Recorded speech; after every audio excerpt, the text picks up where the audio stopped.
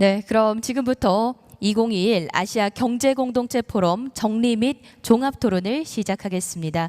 어제 1일차에 이어 오늘도 여러분과 함께하게 되었는데요. 먼저 인사 올리겠습니다. 저는 오늘 공식 행사 사회를 맡은 아나운서 이승희입니다. 여러분 다시 인사드리겠습니다. 반갑습니다. Thank you very much. And ladies and gentlemen, honorable guests, we would like to commence the wrap-up session of the Asia Economic Community Forum 2021. So once again, my name is Jessica Lee, and today and yesterday, I've given the honor of being the moderator for this very special occasion. Once again, welcome all of you, and thank you very much for your participation. 오늘 이 시간에는 초불확실성 시대로부의 탈출이라는 주제하에 다양한 세션에서 논의되었던 내용들을 일목요연하게 정리하고 또 포럼 전체를 관통하는 종합 토론을 진행할 예정입니다. At this time, under the theme of escaping from the age of hyper uncertainty, let's summarize and look back on what we have discussed in various discussions. It will be very fruitful time to have a comprehensive discussion. So ladies and gentlemen, please be with us until the very end. Thank you. 그럼 지금부터는 정리 및 종합 토론을 진행해 주실 박재훈 아시아 경제공동체 포럼 사무총장님께 마이크를 넘기도록 하겠습니다. Now, please allow me to introduce Mr. Park Jae-hoon, Chairman of Asia Economic Community Foundation, as a chairperson of this session. So, ladies and gentlemen, let's welcome him with a big round of applause. 여러분 큰 박수로 환영해 주시기 바라겠습니다. Thank you. We are approaching really the end of the AECF 2021. As you see in your program, this year we have 9 special sessions, including opening ceremony and plenary session, plus just this session, wrap-up session. So from now on, I'm going to briefly try to summarize, wrap up each session. We're gonna have another speakers here, but only online. So soon we'll have 2 more speakers for this wrap-up session. First of all, session 1 was held in the first day. Yesterday in the morning. This session is organized by INU, Institute for Unification and Integration. This institution is headed by me. I am the director of this institute. The subject of this first session was measures to establish a peace regime in East Asia. So as you see in the program, for this session we had 5 speeches, 5 presentations. But in essence, the presentation, most of presentation is in the form of so-called interim report. But we can see the importance and interesting point of each presentation. So the first presentation was a kind of economics, comparative analysis of North Korean economic reform with Chinese experiences. On the other hand, speech 2 was a kind of political science. The title was U.S. Strategic Bankruptcy and its Implication for the ROK-U.S. Alliance. If you are one of the political science students, this theme is very important today because, this forum's main theme was about the one of the very important hyper uncertainty is the U.S.-China hegemony competition. So in this situation, how South Korea should act, should behave, even though we have alliance with U.S. So this presentation is touching upon this very sensitive and very important issues. Third speech was about the kind of public administration approach. So the title was Dispatch Strategy of Public Manpower During and After North-South Unification. Lessons from the German unification case. Of course, we know very well that the situation of Korean Peninsula and Germany is very different, but we can get many important lessons from the German cases. So this presentation is applying German cases to Korean cases. Another two speeches about the kind of another interesting field. Last paper is based on so-called jurisprudence or legal approach. They talk about the legislative internalization to establish peace of Korean Peninsula. Okay, and then moving on to session 2. Session 2 is organized by Association for Comparative Economic Studies. So this session was moderated by Professor Ali Kutan, but to summarize this session, we're going to have again Professor Joe Brother. Joe Brother, you are here? Okay, thank you. So Joe, just please just try to summarize session 2 and session 3 together, okay? So okay, I can do that. Okay, so maybe you may spend 5 or maybe 7 minutes for each session. Okay, please. Okay, I can do that. So the ACES session had some common themes in it. There were 2 papers that talked about equality and inequality and their impact on economic growth. One was by Professor Das, and he used Indian household survey data. So he had surveys over 7 or 8 different years. They were apart by 6 or 7 years, but household surveys were conducted. And so he had data by year and by 89 regions. And what he was interested in is what's the effect of inequality in opportunity, that is your circumstances as a person, and what is the effect of inequality in terms of outcomes. Okay, so your income depends both sort of on your circumstances and how much effort you make. And on the basis of the Indian data, he found that inequality tended to be reduced at the bottom of the income distribution. That is, among poor people, there was greater equality.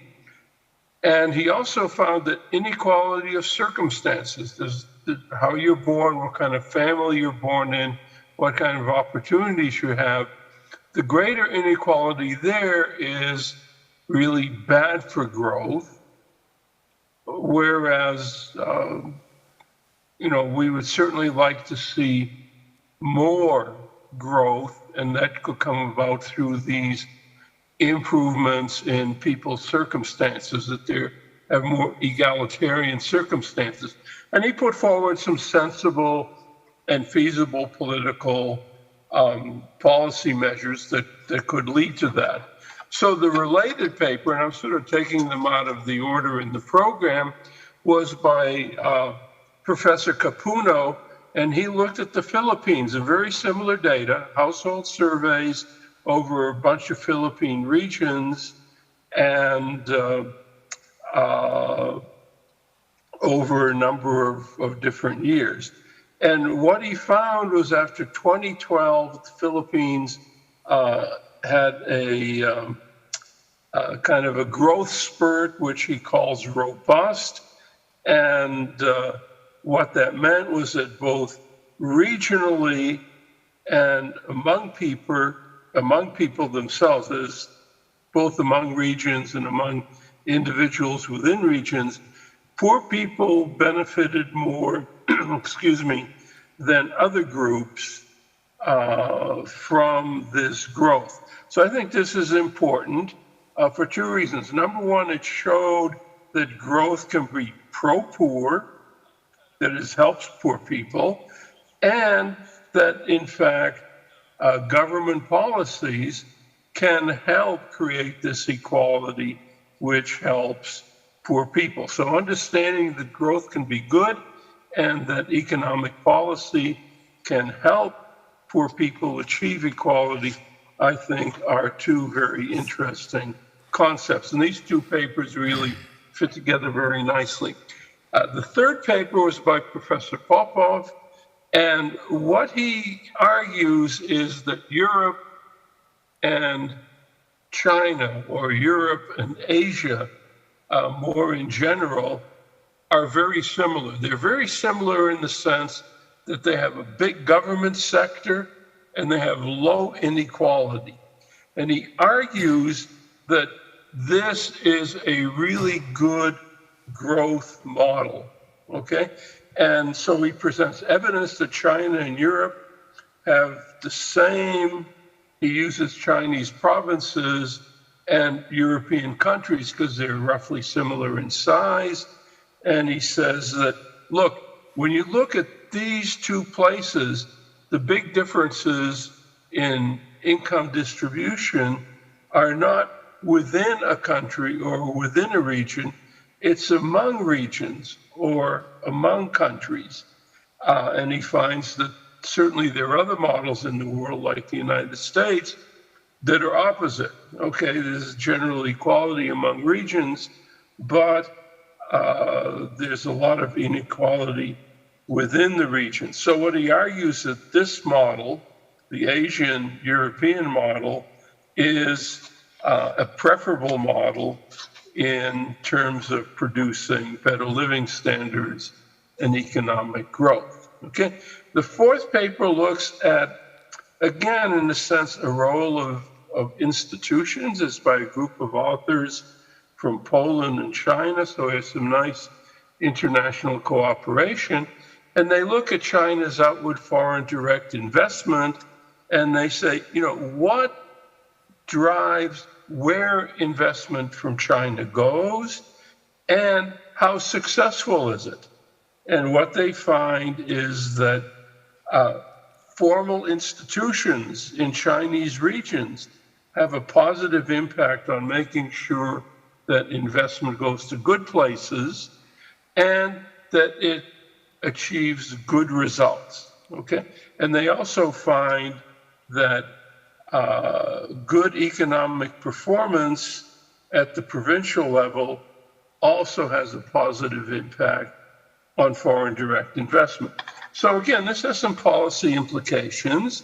It means that China, and I suspect this generalizes to other ASEAN economies that are starting to get into the business of outward foreign direct investment, is that good product markets at home, formal regional institutions to encourage law, to encourage good business practices, and the use of foreign capital to help finance some of the foreign direct investment can all have a positive effect on how well foreign direct investment actually functions in terms of going to good places and in terms of having a good economic performance there, okay?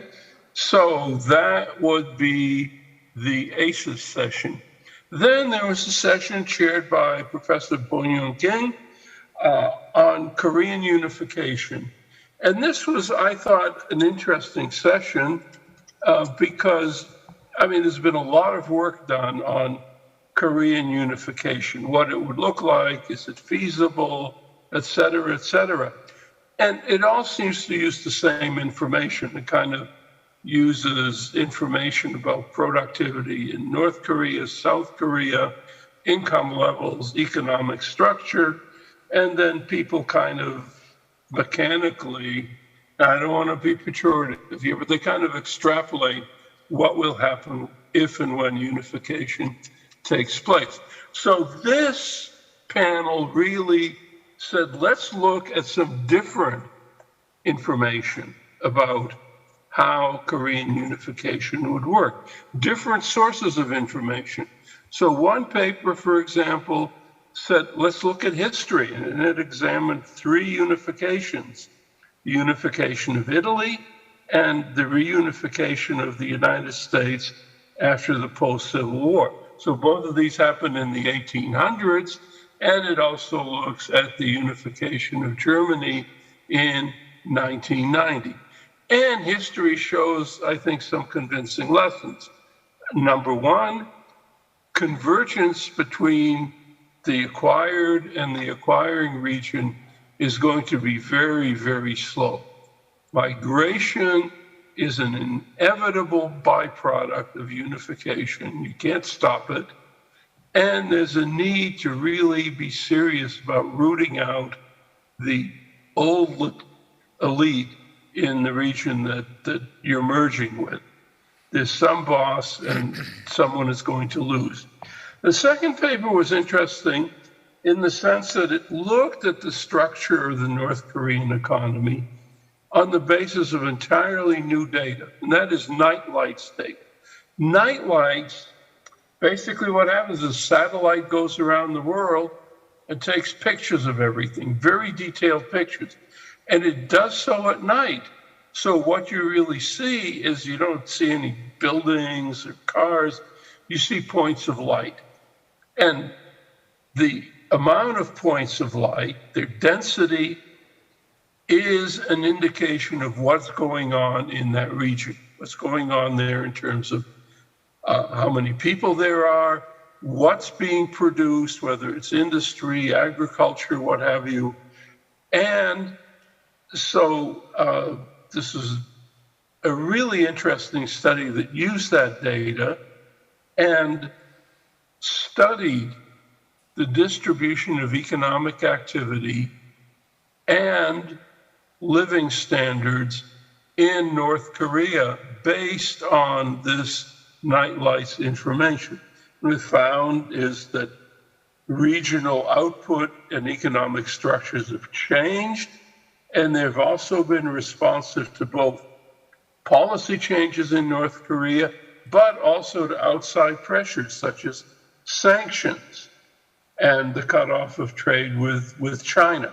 So this is valuable information about what's really going on in North Korean economy and what its potential is for evolving to a state where a reunification would be feasible or possible.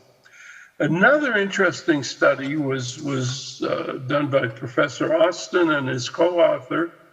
And what they did was they did a bibliometric study of North Korean economics journals. Now you say, well, why would you do that? Well, obviously what people publish in North Korean economics journals is driven by what the interests of whoever makes decisions about what the journals are going to publish. And we understand that that is to a large extent a reflection of political interests and attitudes in North Korea. So there we had policy changes and changes in circumstances of the regime that are really visible in what kind of economics articles are published in terms of their topics and also in terms of their approach. The economics literature has over time moved from just being kind of doctrinaire Marxist criticism of capitalism to, I would say, more pedagogic and more pragmatic analyses of things that are important and of interest to the regime. Things like special economic zones, things like the effects of exchange rates. So this is a source of information about what's going on in North Korean policymakers' minds. And, you know, to the extent that we're really saying we want to escape hyper uncertainty, well, the way you escape hyper uncertainty is through getting more information. So these were obviously different sources and new sources of information. The final paper was a paper by Professor Kim, who organized the panel, and he talked about the difference between marketization, that is to say, the allocation of resources through the market, and a transition to a market economy. So what he pointed out was that in North Korea, marketization, the allocation of goods, not just consumer goods, but other goods as well, is heavily linked to market transactions. But of course, just having market transactions doesn't mean you have a market economy. But what he shows through his research is that marketization, people participating in the market to get goods and services, also leads them to have higher levels of trust, more self-interest in their behavior. And what that means is that they're developing attitudes which are much more consistent with the possibility of a market economy. Now, he doesn't claim that, you know, just because people buy consumer goods on the market rather than having them distributed by the government, that leads to, that's going to lead them to say we want a market economy. But he does show that attitudes do change and that they would make people in North Korea more receptive to a market economy that might be brought about by reunification. So I think two really interesting panels that provided information on really important topics for Asian economies. Okay, thank you, Joe. Seems to me the Professor just Hastings presented maybe different paper from the title, which was presented in the program. Yeah. Yeah. Okay. Yeah, but it was a fun paper. I really enjoyed it. Okay. Thank you. Then move on to afternoon session. Yesterday, we had the opening ceremony, and we had two keynote speeches. So now just I'm gonna briefly summarize what they talk about. Okay. The first keynote speech was delivered by former Minister of Education, ROK, Professor Lee Ju-ho. His conclusion is like this. Actually, the title of his speech was about the HTHT, high touch, high tech. Okay? It's a kind of way of the digital learning. So HTHT shows promise for the first teachers because it radically reduces their burden of delivering content knowledge. Secondly, parents and students, it provides students with active learning experience for socio-emotional growth and the cultivation of their higher order thinking skills. Finally, to policymakers, it shows promises as a scalable learning approach. So he concludes that to provide HTHT for all together, we must turn this crisis into an opportunity. Secondly, smart, small, scale, smart. Lastly, build open, multi-sided platforms for leaders and innovators in education, technology, infrastructure, finance, public policy, and academia.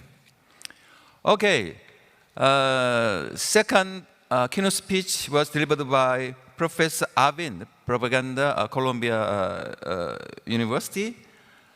His conclusion was like this. First, India is likely to become progressively more important for Asia economically as well as geopolitically. By 2030, India will be almost certain to become the third largest economy in the world. Thirdly, to maximize its potential, India needs to reverse its current trend of rising protection. Lastly, to distance itself from the Chinese economy for geopolitical reasons and to maximize its own economic potential, India must aggressively negotiate FTAs with the EU, UK, and Australia, and strengthen its existing FTAs with Japan, South Korea, and ASEAN. Okay, let's move on to another very important session. It's a plenary session. Plenary session, we had many panelists, and so for this session, we invited another speaker who attended yesterday in this session. So please try to wrap up this session. Professor Song-Ba. Yes, I'm here.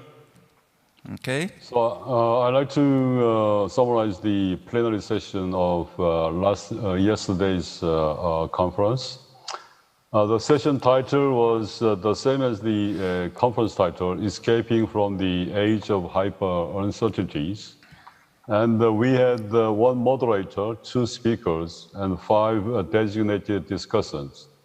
The session was moderated by Ambassador Kim Won-soo, the former Under-Secretary General of the United Nations.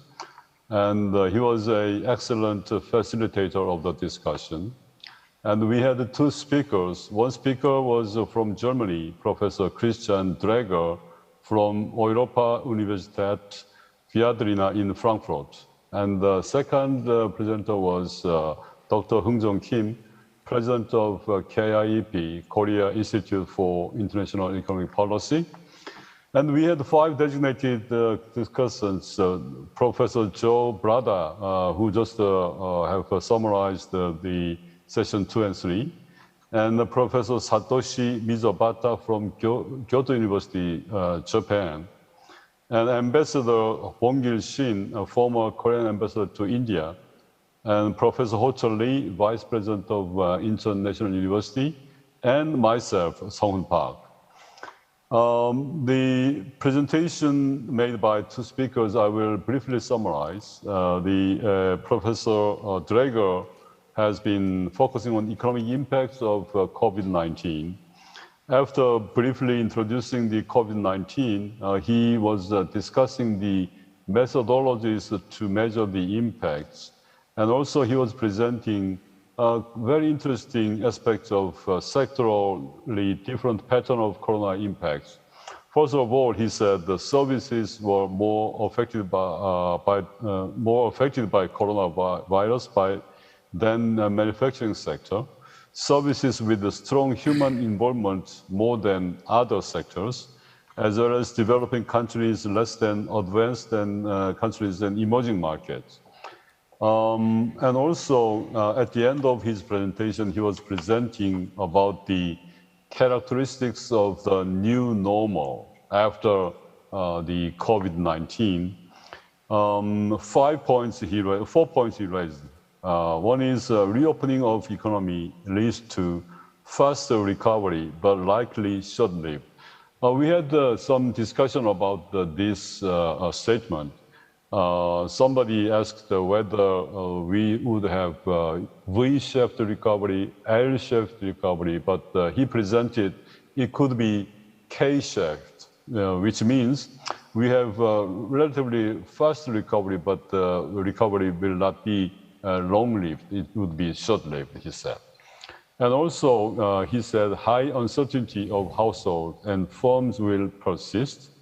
Gross dividends due to globalization of markets will decline as the speed of globalization will decline as well. And employment chances for the low-skilled will decline. So these were the summary of his presentation. And a summary of Dr. Kim, the president of KIEF's presentation. He was accenting the importance of technology competition and supply chains. And also he presented a nice picture showing that China was emerging as one of the technology leaders in the world scene, together with the United States, Korea, and Japan. And he presented the US strategy using the 3Ds concept developed by World Bank. He explained how the United States attempted and also is attempting to secure the technological leadership and how China wants to cope with it. And also he presented Biden's China policy is expected to be at least as harsh as Trump's. He presented some implications, and the most important ones I'd like to present. One was that because of high interdependence between countries, he said weaponizing supply chains is impossible due to the high interdependence between countries. And number two is role of government will become more important in this time of in these times. And also, the more we pay attention to economic security, the broader the paradigm will expand from security for the economy and to security by the economy. So we were focusing our discussion on several aspects presented by the two speakers. One discussion was made, what does China want to achieve with this technological leadership rivalry against the United States?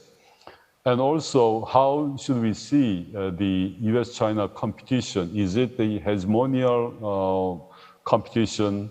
But we agreed upon that that is not hegemonial competition because China is not yet ready to provide the role of alternative to United States.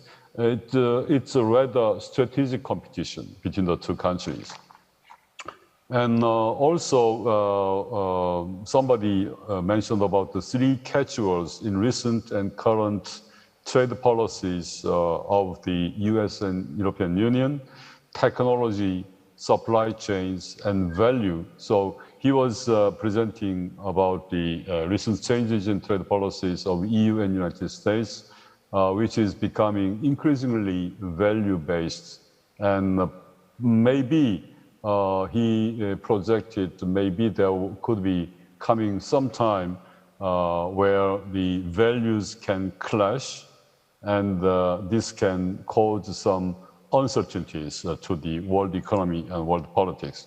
And also we have discussed India emerging as a major economic and political power in the region and globally, how to cope with it, and what is the real potential of India. We have had some discussion. So the session was extended by about 20 to 25 minutes. We had a very interesting and very lively discussion. At the end of the session, the chair, the moderator, was trying to summarize the discussion in 3 or 4 points. Number one is that China is not yet an alternative to the United States as a global leader. Potentially, can it be? We had not enough time to discuss that out. And number two is economic security has to be paid strong attention to in the future policy debates. Number three, a post-pandemic world could encounter greater challenges to especially human security and geopolitical security. And number four, Korea and middle power countries cannot sit down doing nothing. They have to gather forces and find common grounds to act. So it was a summary of the plenary session. Thank you very much for your attention. Thank you, Professor Park. Okay, then let's move on to today, second day. This morning, we had 3 sessions. The session 4. Session 4 organized by Korea Academy of Comparative Economic Studies. In this session, we had 3 presentations. Two presentations. First one was about the Northeast Asian commodity exchange, and second one was about worker education and wages. So let me briefly introduce this association. Korea Association for Comparative Economic Studies is already now almost 30 years old. Actually, this association is just initiating the hosting World Congress of Comparative Economic Studies, which initially planned to be held in Korea, actually this year, but this already postponed to next year due to corona pandemic, but it's still uncertain whether it will be held next year. So I hope the World Congress of Comparative Economic Studies could be held maybe 2 years later. Okay, then session 5 is organized by MAU and Youth Committee, just right here in this volume. We had 5 presentations, and they talk about the very live and very interesting ideas about how to escape from hyper uncertainty. So soon, maybe at the end of this wrap-up session, we're going to have a chance to hear one of the teams present their ideas. Okay, then session 6 was about Japan, Japanese Society for Comparative Economic Studies. This session was also just organized by Zoom. There were 5 presentations. Roughly, they talk about some kind of role of a state, mainly in Russia and China. So I cannot summarize details because I do not have chance to read any materials from this session. Instead, the Professor Mizubata, actually, he is a hidden organizer of this Japanese session. He sent to me his some kind of final say about the whole forum this year. I just gonna to read his message from now on. So it is no exaggeration to say that the current uncertainty lies in the size and complexity of the task. Above all, working towards carbon neutrality is an unavoidable challenge for the planet, and UNEP has published pessimistic assessments that show that even if the 50 countries that have expressed themselves reduce greenhouse gas emissions to virtually zero, the temperature rise will be 2.2 degrees Celsius. However, on the other hand, the global energy system is not in transition, and this has become a critical issue of economic security. Digitalization and innovation have also been placed at the top of the agenda for competitiveness in both emerging and developed countries. But the risk of surveillance state and information control have not diminished. If uncertainty is growing under the existing capitalist and market systems, despite the advance in AI and digitalization that should increase certainty, then perhaps the systems themselves need to be transformed. Great Reset was also an issue at this year's World Economic Forum meeting, and the new capitalist system has been discussed. In addition, uncertainty requires us re-examination of traditional standard and theory. For example, even though CO2 emission has been calculated from production, but the angle from consumer and citizens cannot be neglected. In practice, China exports so much CO2 to US, Europe, and Japan, and the developed countries enjoy such problems without any burdens. Then we must re-examine the China from another viewpoint. Finally, I would like to ask all the participants to re-examine whether economics and science really have the potential to overcome this uncertainty. It may be that economics has developed remarkably as the queen of all social sciences.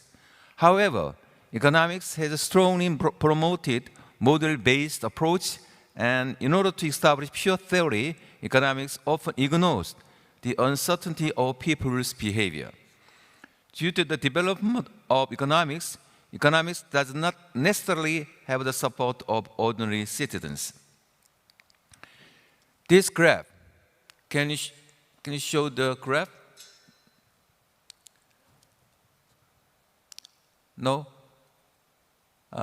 This graph, okay, shows the level of public trust in professionals in the US, with the doctors and nurses highly trusted. On the other hand, politicians and even economists completely distrusted. On top of that, in the context of COVID-19 pandemic, disagreements among scientists have often been observed, which have had the effect of undermining the public's trust in science. The right graph suggests a declining of trust in scientists in Japan. In order to escape hyper-uncertainty, economics and science are required to revive their authority and trust. According to Nobel laureates Arvid Banerjee and Essia Duflo, economics is too important to be left to economists alone, and there is no need to build a lot of collaboration. I would like to stress the necessity of interdisciplinary and international collaboration, and I am convinced that the AECF has become one way to this end. Thank you very much. Okay, thank you again to Professor Mizobata. His very excellent summary and message about his idea. Okay, then move on to this afternoon session. Session 7 was organized by Society of the Emerging Society for the Study of Emerging Markets. This session will be summarized by, again, Professor Brother, okay? Okay, this was organized by Professor Kutan, but scheduling prevented him from chairing it, so I had the pleasure of doing that. And this was an interesting set of papers, some related and some, in a way, unrelated to the other papers. So let me try to kind of put them together in a sensible way. The first paper by Elgin and Yalamon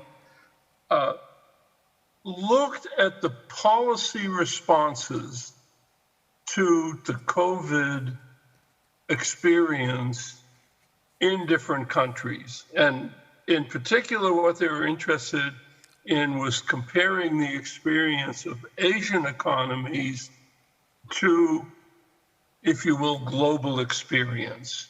Now, when we talk about experience, what do they have in mind? Well, they wanted to know what were the differences in fiscal policies, which generally, from their presentation, what surprised me was how innovative different countries were in pursuing fiscal policies.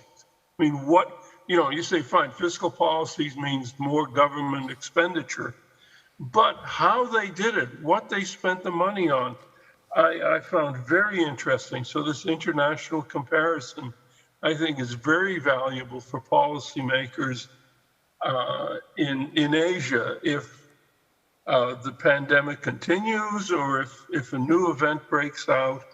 I think there's some lessons to be learned from this.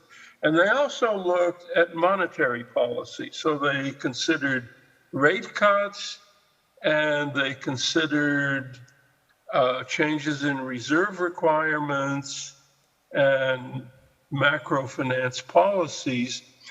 And what they found out was that initially the Asian economies were more or less like every other economy in the world. So the amount by which they changed their fiscal stimulus, the amounts by which they changed interest rates and other monetary policy instruments, they look like the rest of the world.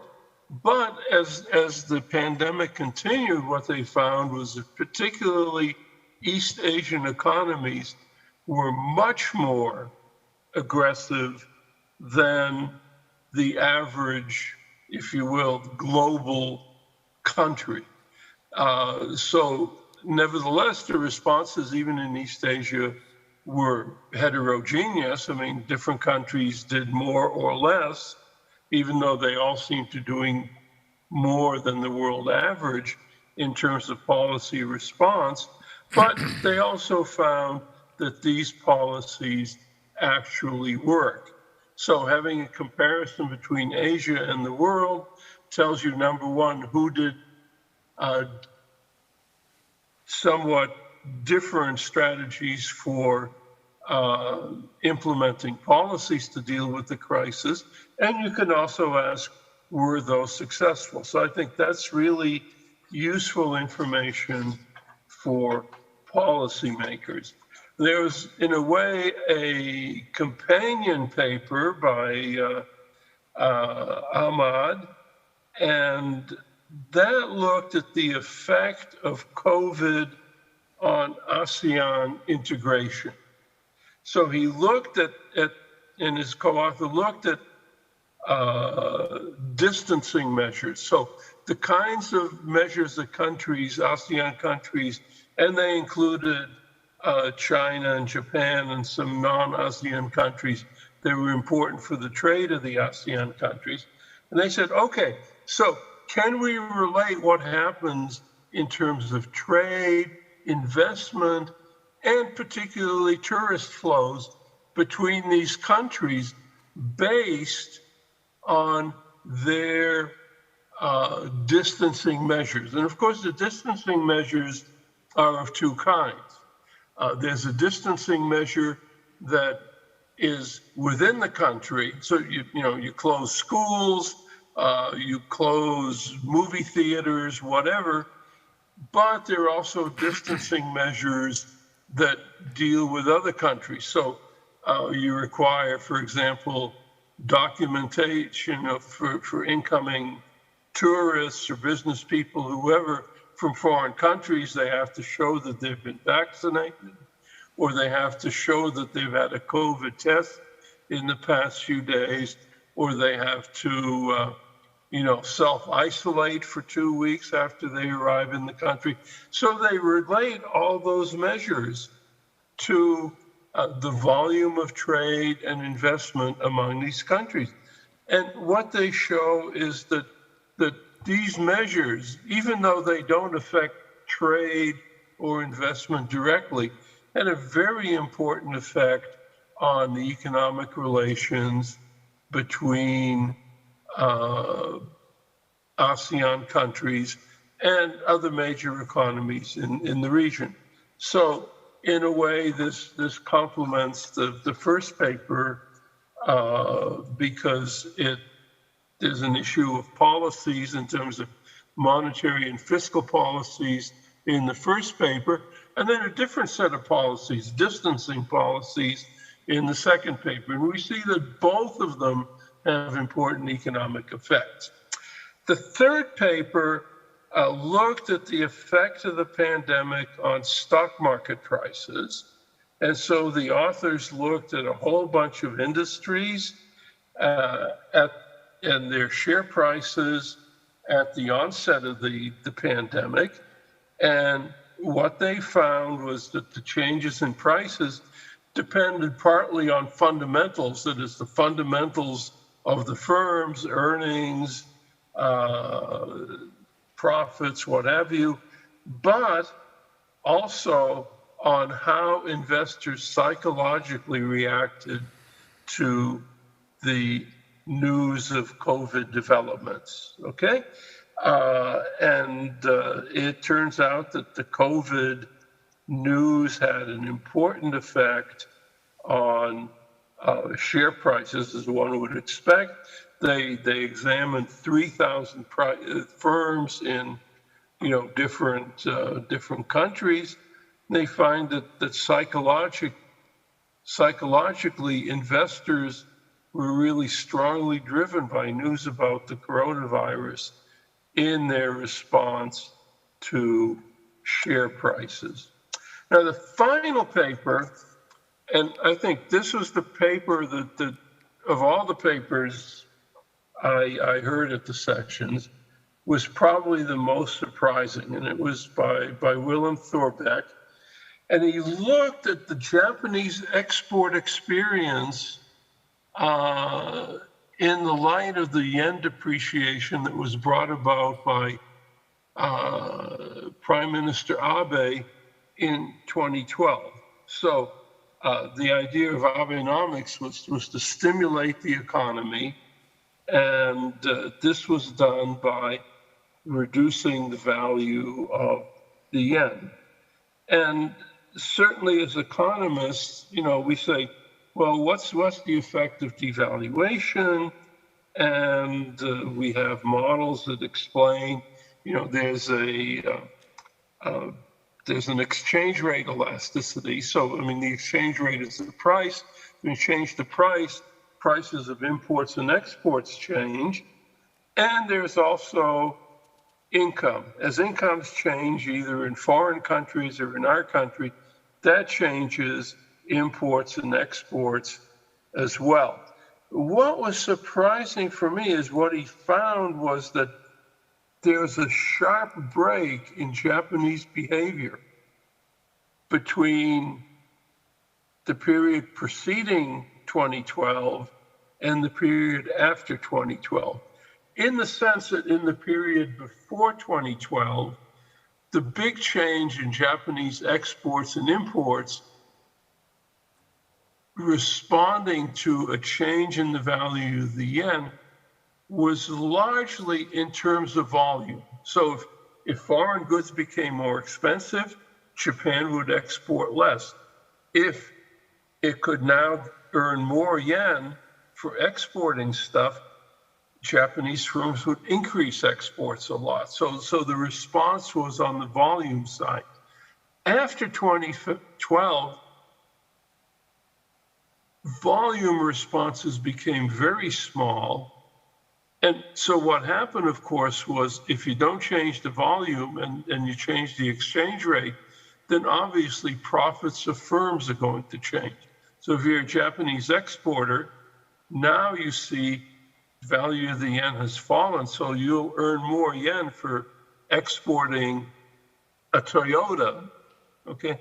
Then the old response was you export more Toyotas. The response now is, no, you don't export more Toyotas, but you're obviously making more money, in yen terms anyway, than you were before. And the companies is just happy to collect the higher profits.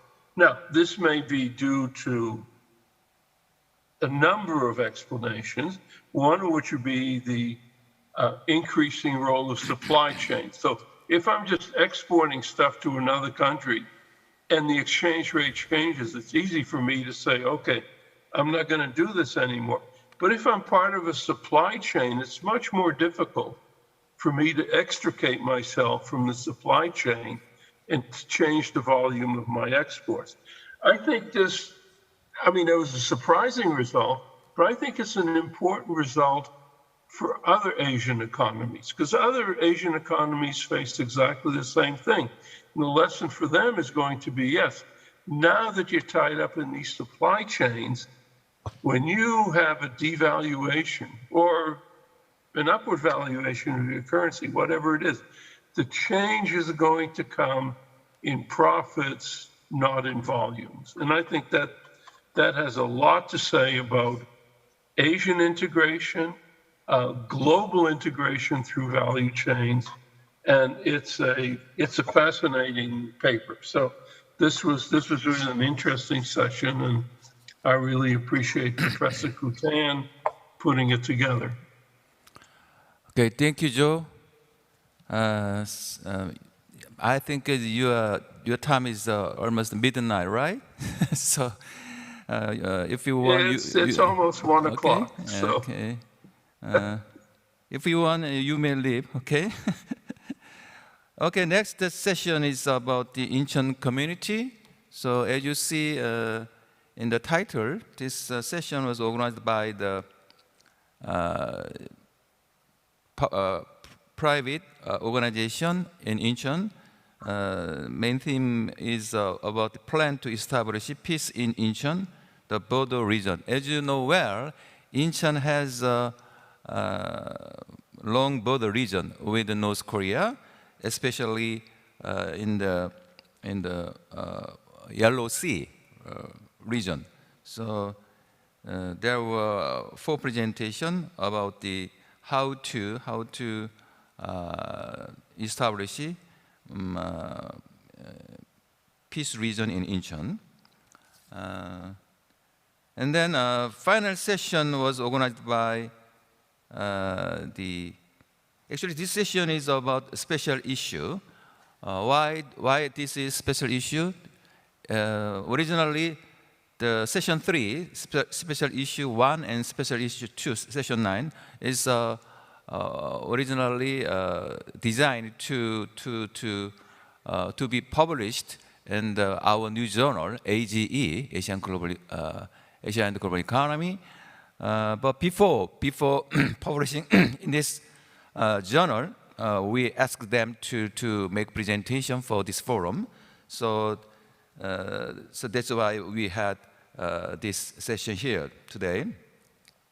But unfortunately, about the last special session, I do have enough materials for to summarize. So just I'll give you introducing some titles.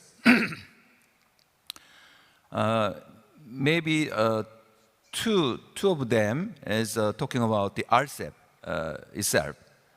As you know well, RCEP is a regional comprehensive economic partnership.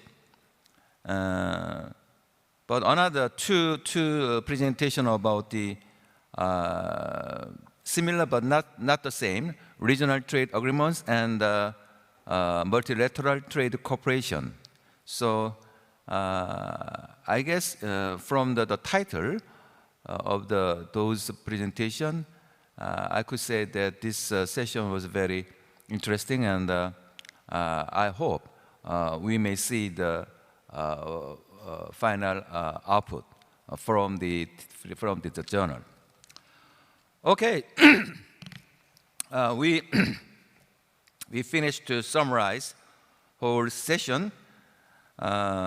So now, as I announced already, we're going to have some session for listening from the one of team modulation teams who made presentation this morning.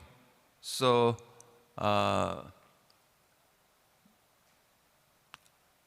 They are, okay, are you ready? Okay, I'll give you just 10 minutes, okay? Okay.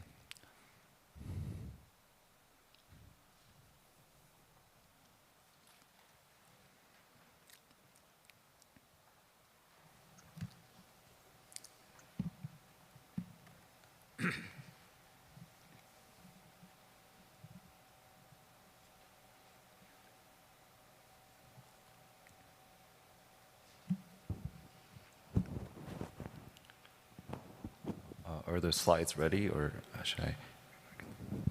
여기 슬라이드 안 되나요?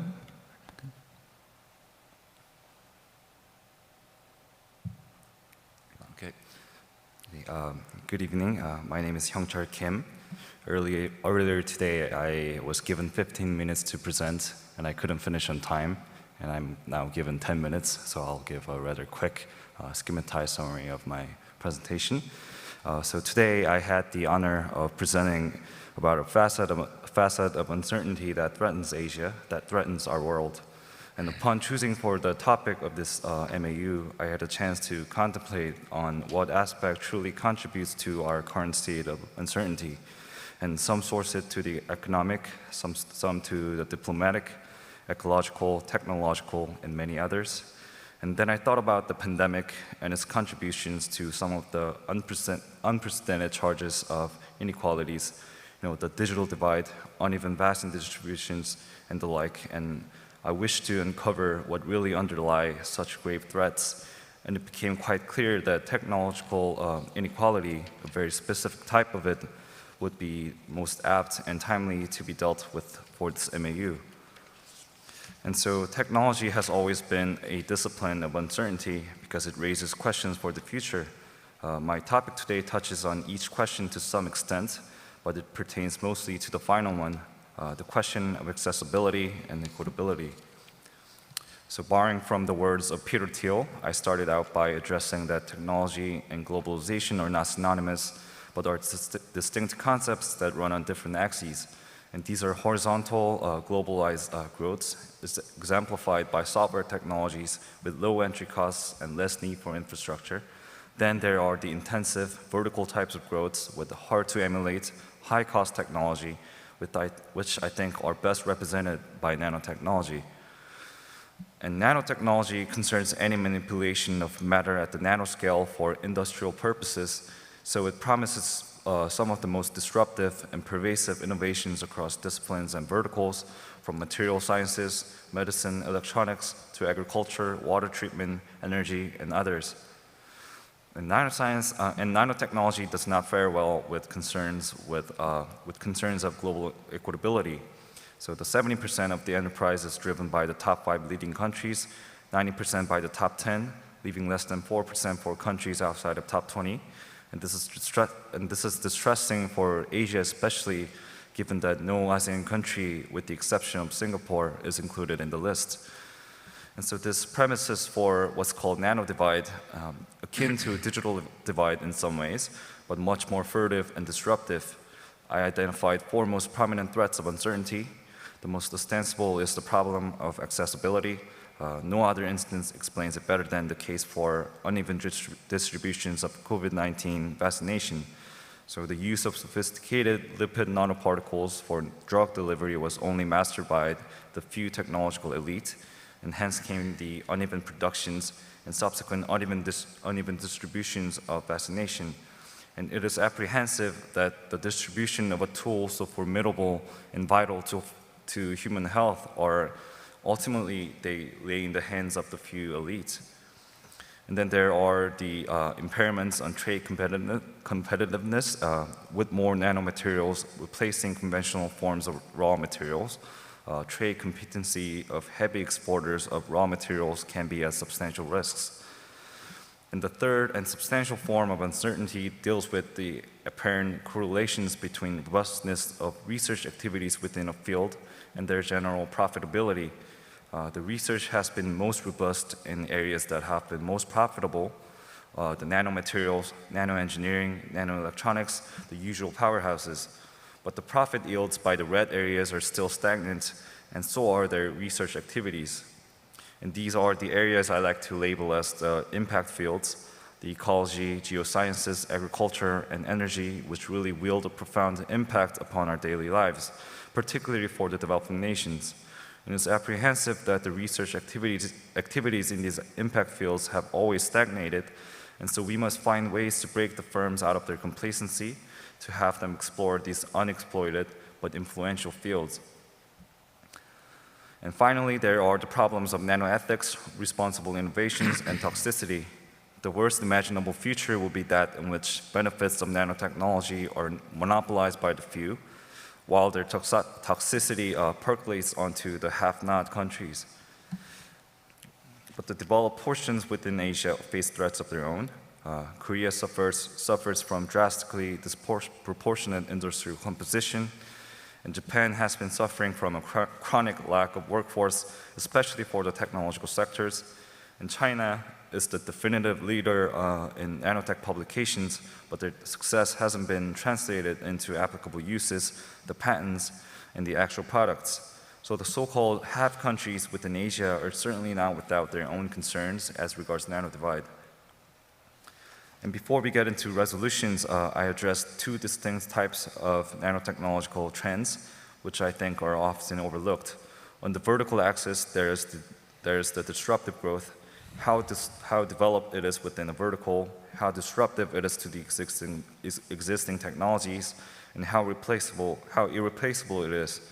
Then there's the horizontal growth, how pervasive it is, how much it is applied to other verticals, disciplines, and so on. And we have seen early growth in the disruptive axis, but they haven't been translated much to verticals outside the powerhouse sectors, the electronics, materials, and medicine. So we have been seeing smaller and finer microchips, but we have not seen affordable nano air purifiers or nano water filters. And I think that's a critical distinction, that innovation isn't a single axis endeavor, that there are the vertical and horizontal components to it. So the traditional remedies for nanodivide are largely boiled down to a three-part cycle comprising of traditional ODA approaches, general education and capacity buildings, and sporadic international research networks. But I think they face either one of the problems here. First, they do not clearly distinguish between the types of growth they wish to attain. Would it be viable to expect developing nations to emulate developed nations and go on to produce the next smallest microchips? I think that's a considerably hard path, more costly and time-consuming. Secondly, a lot of these approaches are unilateral in that the support is provided in a single direction, so the interests for the developed nations are underrepresented. And I postulated that for nanotechnology, risky innovations toward the horizontal directions will be most apt because it will provide new niche fields for the developing countries and also most viable because of low entry costs. So rather than emulating developed countries for disruptiveness, they should strive to find their own viable horizontal growth to pursue pervasive development. They must also seek to find balance between interests of the developing and the developed nations to find more incentivizing solutions from which both sides can reap benefits. So I laid down three general approaches, one concerning the practical front, one for the logistic front, and lastly for the regulatory front. And I chose entrepreneurial approach as the first most viable option because it pertains adequately to the purpose of pervasive growth and suffices the interests of the developed nations in many ways. I took the North American Nano Accelerator model as the exemplary case and concluded that Asia has sufficient accelerator infrastructure and diversity to emulate their success. So I suggested a convergent nano accelerator program premised for Asia, with mutual contributions from the public and the private sectors and the entrepreneurs. I then suggested the corporate spin-off strategy deployed by South Africa that was used to marry their dichotomous economic sectors. And noticing similar dichotomies and presence of hard infrastructure megacorporates within Southeast Asia, I suggested that this methodology could really be transposed to ASEAN sectors as well. And then to support entrepreneurship for the have-not countries, I suggested new modalities to promote transnational coalitions between developing nations. The first of which is to initiate layers of consortia that would strategically identify their niche fields and embark on subsequent collaborative networking. Then to support And then the second methodology was to adopt the open source networking system for their strategic niche fields, allowing for mutual contributions from firms, researchers, innovators, and public users. And finally, I advocated for layers of nano-regulatory frameworks that would emulate the precedent of ASEAN framework, underpinned by a layer of nano-ethical regulations that would preempt indiscriminate innovations.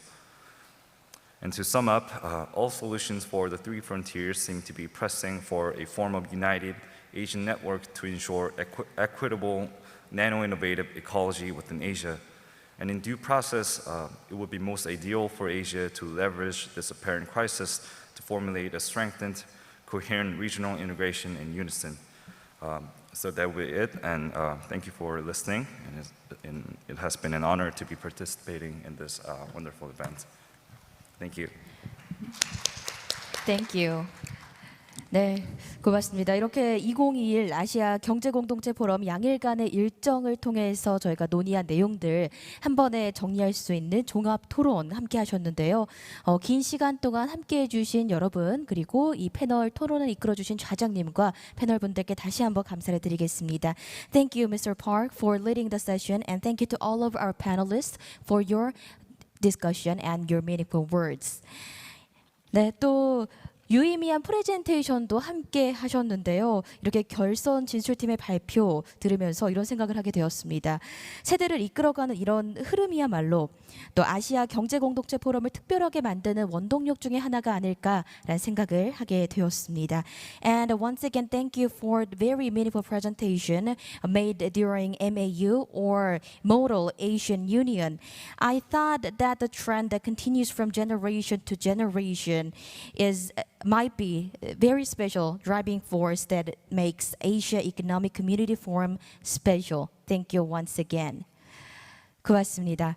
자, 이어지는 순서를 소개해드리겠습니다. 이어지는 순서는 본 포럼을 함께 해주신 다양한 연사와 패널분들의 키 메시지를 함의한 2021 인천 선언 발표가 준비가 되어 있습니다. So with that, we'll now announce the Incheon Declaration 2021, which includes key messages from our speakers and panelists who joined this forum.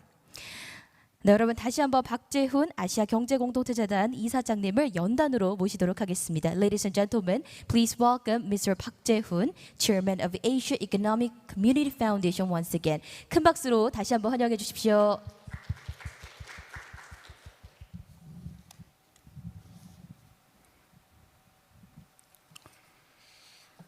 Okay, Incheon Declaration 2021. In order to overcome the hyper uncertainties surrounding the Korean Peninsula and Northeast Asia, the political leadership for integration is urgently needed to promote the establishment of Northeast Asian Regional Cooperation Body. We are living in the age of hyper uncertainty. The hyper uncertainty is caused by US-China hegemonic competition, North Korean nuclear issues, climate change, the COVID-19 crisis, and the fourth industrial revolution. The Asia Economic Community Forum 2021, which marks its 13th anniversary this year, under the theme of escaping from the age of hyper-uncertainty, rigorously discussed ways to resolve uncertainty-related crises surrounding the Korean Peninsula and Northeast Asia. We noted the deepening of inequality within and between countries due to the fourth industrial revolution that lies at the root of this hyper-uncertainty, and agreed that in order to solve this problem, it is necessary to gather common wisdom from the global village. As a result of the discussion at the forum for the past 2 days, we agreed that political leadership for integration that prioritizes community building, regional and global cooperation and integration is needed to overcome the extreme uncertainty surrounding the Korean Peninsula. First, the United States, China, Japan, Russia, EU, and South and North Korea should discuss comprehensively the North Korean nuclear issue at the competition between the US and China for hegemony in the region in order to build a Northeast Asian regional cooperation body that will ultimately lead to the establishment of a new cooperative order, not only regionally, but also globally. Second, in order to solve common global problems, such as existential threats, including WMD proliferation and climate change, as well as the COVID-19 crisis and the further possible global economic crisis, the United States and China should no longer engage in conflict and confrontation, but instead actively engage in dialogue and cooperation. Third, the international society, including middle powers like South Korea, should no longer take sides in competition between the US and China, but rather they should join forces to solve global problems. November 5th, 2021. Thank you. 네, 여러분 큰 박수 부탁드리겠습니다. 고맙습니다. 이렇게 2021 인천 선언 발표 여러분 함께 하셨는데요. 아시아와 세계 경제의 흐름을 진단하고 또 심도 깊은 연구를 통해 미래 대안을 제시한다는 본 포럼의 목적과 의의도 함께 느낄 수 있는 의미 있는 시간과 선언이었습니다. 고맙습니다. We did announce the Incheon Declaration 2021. It was a very precious session that we can share the purpose and the significance of this forum, to diagnose the trend of Asia and the global economy, and to present alternatives through in-depth talks. Thank you very much once again. 네, 그럼 공식 프로그램의 마지막 순서인 폐회 선언을 이어가도록 하겠습니다. 선언에는 연단에 계신 박재훈 아시아 경제공동체재단 이사장님께서 다시 한번 수고해 주시겠습니다. With that, we'll continue with the closing remarks. The closing remarks will be delivered by Mr. Park Jae-hoon, Chairman of Asia Economic Community Foundation. So, ladies and gentlemen, let's welcome him once again with a big round of applause. 여러분 다시 한번 큰 박수로 환영해 주십시오. Dear all participants, last 2 days we discussed many important issues. Especially we deeply discussed how to escape from the age of hyper-uncertainty. The hyper-uncertainty comes from the US-China hegemony competition, North Korean issues, COVID-19 crisis, and the fourth industrial revolution. We concluded that in order to escape from the hyper-uncertainty in this region, we need political leadership for integration to promote the establishment of a Northeast Asian regional cooperation body. I hope all of you have enjoyed the forum and share a common feeling and a consensus about our activities. Our journey toward the creation of the Asian community will be continued. I sincerely hope we will see again in the next year. So now announce that Asia Forum 2021 is closed. Thank you. 네, 여러분 큰 박수 부탁드리겠습니다. 고맙습니다. 자리로 모시겠습니다. 네, 이렇게 박재훈 이사장님께서 폐회 선언을 해주셨습니다. 이틀간 총 9개 세션, 기조강연, 총회, 그리고 종합토론과 2021 인천 선언으로 함께한 2021 아시아 경제공동체 포럼, 이제 이틀간의 여정의 끝에 왔습니다. 이제 막을 내릴 시간인데요. So thank you, ladies and gentlemen, for your meaningful time and a total of 9 sessions, keynote speeches, plenary session, wrap-up session, and Incheon Declaration 2021. So this brings us to the end of our 2-day-long journey of the Asia Economic Community Forum 2021. 포럼 준비부터 오늘 이 마지막 순간까지 계속해서 성원해 주시고 지지를 보내주신 모든 분들, 또 온라인과 오프라인으로 저희와 함께해 주신 모든 참석자 여러분께 다시 한번 깊은 감사의 말씀을 올립니다. So we'd like to express our sincere gratitude to all of our participants who have been with us for 2 days and supported us from the participation of our forum until the start to the end of our forum. So ladies and gentlemen, thank you once again for your participation and active interest.